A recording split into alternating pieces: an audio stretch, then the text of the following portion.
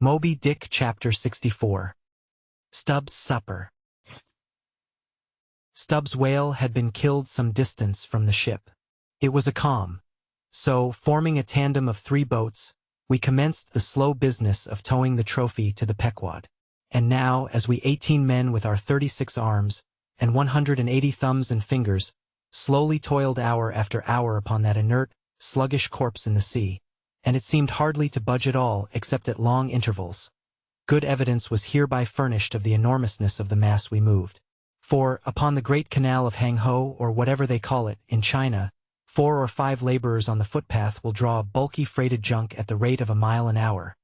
But this grand argosy we towed heavily forged along, as if laden with pig-lead in bulk. Darkness came on.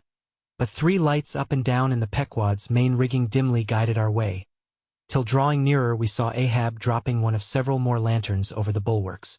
Vacantly eyeing the heaving whale for a moment, he issued the usual orders for securing it for the night, and then handing his lantern to a seaman, went his way into the cabin, and did not come forward again until morning.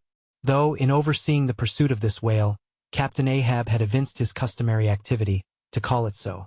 Yet now that the creature was dead, some vague dissatisfaction or impatience or despair seemed working in him, as if the sight of that dead body reminded him that Moby Dick was yet to be slain, and though 1,000 other whales were brought to his ship, all that would not one jot advance his grand, monomaniac object.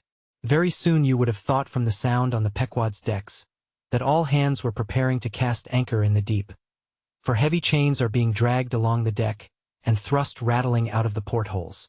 But by those clanking links, the vast corpse itself, not the ship, is to be moored.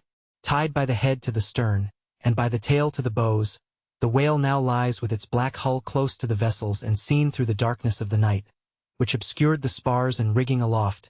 The 2, ship and whale, seemed yoked together like colossal bullocks, whereof one reclines while the other remains standing. A little item may as well be related here. The strongest and most reliable hold which the ship has upon the whale when moored alongside, is by the flukes or tail, and as from its greater density that part is relatively heavier than any other excepting the side fins, its flexibility even in death causes it to sink low beneath the surface, so that with the hand you cannot get at it from the boat in order to put the chain round it. But this difficulty is ingeniously overcome. A small, strong line is prepared with a wooden float at its outer end, and a weight in its middle, while the other end is secured to the ship. By adroit management the wooden float is made to rise on the other side of the mass, so that now having girdled the whale, the chain is readily made to follow suit, and being slipped along the body is at last locked fast round the smallest part of the tail, at the point of junction with its broad flukes or lobes. If moody Ahab was now all quiescence, at least so far as could be known on deck, Stubb, his second mate, flushed with conquest, betrayed an unusual but still good-natured excitement. Such an unwonted bustle was he in that the staid Starbuck, his official superior, quietly resigned to him for the time the sole management of affairs. One small, helping cause of all this liveliness in Stubb was soon made strangely manifest. Stubb was a high liver. He was somewhat intemperately fond of the whale as a flavorish thing to his palate. A steak ere I sleep. You, Daggoo. Overboard you go, and cut me one from his small. Here be it known that though these wild fishermen do not, as a general thing and according to the great military maxim, make the enemy defray the current expenses of the war, at least before realizing the proceeds of the voyage, yet now and then you find some of these Nantucketers who have a genuine relish for that particular part of the sperm whale designated by Stubb, comprising the tapering extremity of the body. About midnight that steak was cut and cooked, and lighted by 2 lanterns of sperm oil, Stubb stoutly stood up to his spermaceti supper at the capstan head, as if that capstan were a sideboard. Nor was Stubb the only banquetier on whale's flesh that night. Mingling their mumblings with his own mastications, thousands on thousands of sharks, swarming round the dead leviathan, smackingly feasted on its fatness. The few sleepers below in their bunks were often startled by the sharp slapping of their tails against the hull, within a few inches of the sleepers' hearts. Peering over the side you could just see them, as before you heard them, wallowing in the sullen, black waters, and turning over on their backs as they scooped out huge globular pieces of the whale of the bigness of a human head. This particular feat of the shark seems all but miraculous. How at such an apparently unassailable surface, they contrive to gouge out such symmetrical mouthfuls, remains a part of the universal problem of all things. The mark they thus leave on the whale may best be likened to the hollow made by a carpenter in countersinking for a screw. Though amid all the smoking horror and diabolism of a sea fight, sharks will be seen longingly gazing up to the ship's decks, like hungry dogs round a table where red meat is being carved, ready to bolt down every killed man that is tossed to them. And though, while the valiant butchers over the deck table are thus cannibally carving each other's live meat with carving knives all gilded and tasseled, the sharks, also, with their jewel-hilted mouths, are quarrelsomely carving away under the table at the dead meat.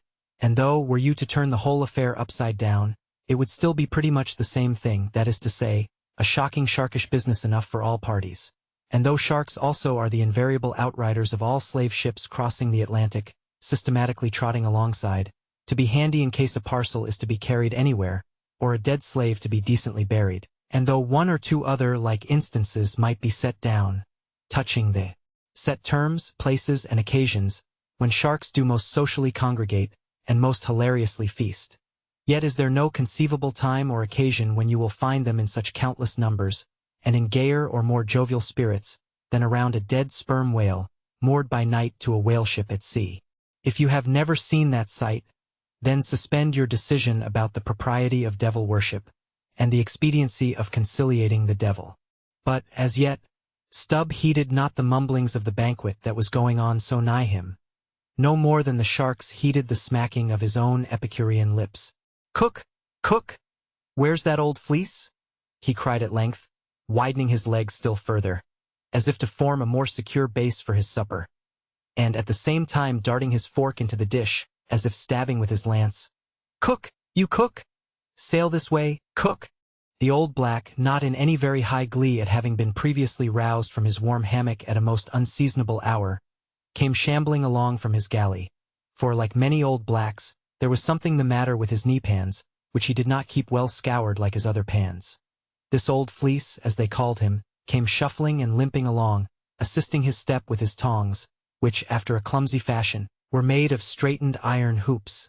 This old ebony floundered along, and in obedience to the word of command, came to a dead stop on the opposite side of Stubb's sideboard, when, with both hands folded before him and resting on his two-legged cane, he bowed his arched back still further over, at the same time sideways inclining his head, so as to bring his best ear into play. "Cook," said Stubb, rapidly lifting a rather reddish morsel to his mouth. "Don't you think this steak is rather overdone? You've been beating this steak too much, cook. It's too tender. Don't I always say that to be good, a whale steak must be tough? There are those sharks now over the side. Don't you see they prefer it tough and rare? What a shindy they are kicking up. Cook, go and talk to him. Tell him they are welcome to help themselves civilly, and in moderation, but they must keep quiet. Blast me if I can hear my own voice. Away, cook, and deliver my message. Here, take this lantern," snatching one from his sideboard. "Now then, go and preach to him." Sullenly taking the offered lantern, Old Fleece limped across the deck to the bulwarks, and then, with one hand dropping his light low over the sea, so as to get a good view of his congregation, with the other hand he solemnly flourished his tongs, and leaning far over the side in a mumbling voice began addressing the sharks, while Stubb, softly crawling behind, overheard all that was said. "Fellow critters, I see ordered here to say dat you must stop dat damn noise dare. You hear? Stop dat dan smekken op de lip. Massa Stubb say dat you can fill your damn bellies up to de hatchings. But by gore, you must stop dat damn racket. Cook," here interposed Stubb, accompanying the word with a sudden slap on the shoulder. "Cook! Why, damn your eyes, you mustn't swear that way when you're preaching. That's no way to convert sinners. Cook! Who dat? Den preach to him yourself," sullenly turning to go. "No, cook. Go on, go on." "Well, den, beloobed fellow critters. Right?" exclaimed Stubb approvingly. "Coax 'em to it, try that." And Fleece continued, "Do you is all sharks, and by natur wery voracious, yet I say to you, fellow critters, dat voraciousness. Top dat damn slap pin obe de tail.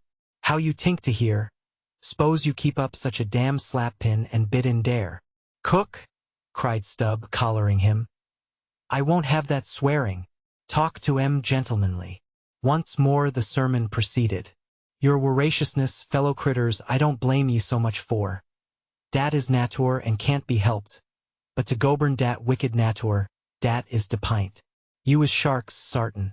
But if you govern de shark in you, why den you be angel. For all angel is nothing more dan de shark well governed. Now look here, brethren, just try once to be civil, a helping yourselves from dat whale. Don't be tearin' de blubber out your neighbor's mout, I say. Is not one shark dude right as totter to dat whale? And, by gor, none on you has de right to dat whale. Dat whale belong to someone else. I know some of you has berry brig mout, brigger dan odors, but den de brig mout sometimes has de small bellies. So dat de brigness of de mout is not to swallow wid, but to bit off de blubber for de small fry ob sharks. Dat can't get into de Scrooge to help themselves. Well done, old fleece, cried Stubb. That's Christianity, go on. No use going on. De damn Willowins will keep a scudgin' and slappin' each oder, Massa Stubb. Dey don't hear one word.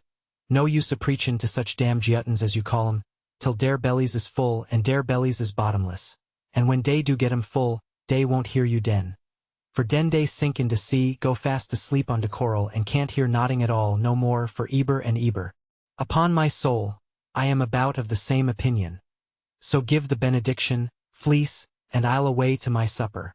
Upon this, Fleece, holding both hands over the fishy mob, raised his shrill voice, and cried, Cussed fellow critters, kick up de damnedest row as ever you can.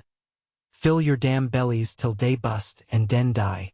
Now, cook, said Stubb, resuming his supper at the capstan. Stand just where you stood before, there over against me, and pay particular attention. All dent I on, said Fleece, again stooping over upon his tongs in the desired position. Well, said Stubb, helping himself freely meanwhile, I shall now go back to the subject of this steak. In the first place, how old are you, cook? What dat do wid de teak? Said the old black testily. Silence. How old are you, cook? 'Bout 90, dey say, he gloomily muttered. And you have lived in this world hard upon 100 years, cook, and don't know yet how to cook a whale steak. Rapidly bolting another mouthful at the last word, so that morsel seemed a continuation of the question. Where were you born, cook? Hein de hatchway, in ferryboat, go in ober de Roanoke. Born in a ferry boat. That's queer, too. But I want to know what country you were born in. Cook. Didn't I say de Roanoke country? He cried sharply. No, you didn't, cook. But I'll tell you what I'm coming to, cook. You must go home and be born over again. You don't know how to cook a whale steak yet. Bless my soul if I cook noder one, he growled angrily, turning round to depart. Come back, cook. Here, hand me those tongs. Now take that bit of steak there, and tell me if you think that steak cooked as it should be? Take it, I say, holding the tongs towards him. Take it and taste it. Faintly smacking his withered lips over it for a moment, the old Negro muttered, Best cooked teak I eber taste. Juicy, berry juicy. Cook, said Stubb, squaring himself once more. Do you belong to the church? Passed one once in Cape Town, said the old man sullenly. And you have once in your life passed a holy church in Cape Town, where you doubtless overheard a holy parson addressing his hearers as his beloved fellow creatures. Have you, cook? And yet you come here, and tell me such a dreadful lie as you did just now, said Stubb. Where do you expect to go to, cook? Go to bed very soon, he mumbled, half turning as he spoke. Avast! Heave to. I mean when you die, cook. It's an awful question. Now what's your answer? When dis old brack man dies, said the Negro slowly, changing his whole air and demeanor. He hisself won't go nowhere, but some breast angel will come and fetch him. Fetch him? How? In a coach and four, as they fetched Elijah? And fetch him where? Up, dear, said Fleece, holding his tongs straight over his head, and keeping it there very solemnly. So, then, you expect to go up into our maintop, do you, cook, when you are dead? But don't you know the higher you climb, the colder it gets? Maintop, didn't say dat t all, said Fleece, again in the sulks. You set up there, didn't you?